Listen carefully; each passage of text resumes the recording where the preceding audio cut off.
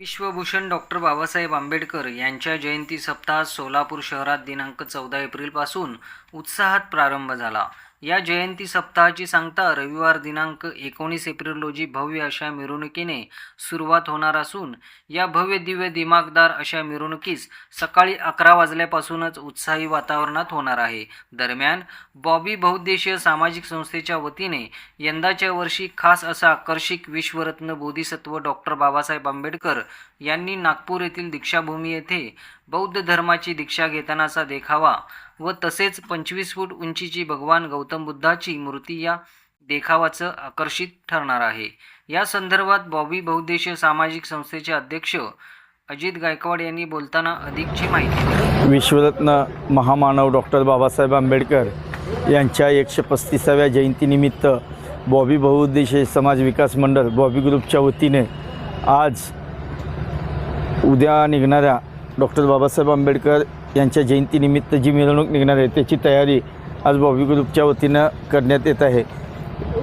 हा डॉक्टर बाबासाहेब आंबेडकर यांनी नागपूर येथे बौद्ध धर्माची दीक्षा घेतली, तो देखावा आज आम्ही ह्या जयंतीच्या माध्यमातून तमाम जनतेसमोर आणत आहोत।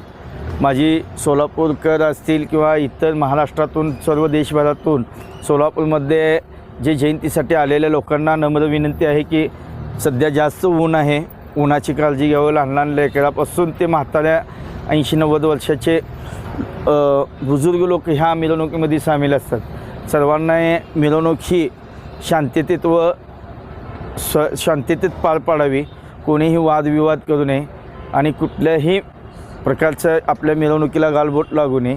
आणि ह्या देखावामध्ये भगवान गौतम बुद्धाची मूर्ती ही दीक्षा घेताना बाबासाहेबांचे पुतळ्यासमोर उभा आहे आणि बुद्ध मूर्ती आहे, परंतु त्यांच्या मागची जी बुद्ध मूर्ती आहे हे बुद्ध मूर्ती असं उंच वर जाऊन परत खाली येते। कमीत कमी ट्रॉलीवरून एक 10 म्हणजे 25 फुटापर्यंत उंच जाते व परत खाली येते।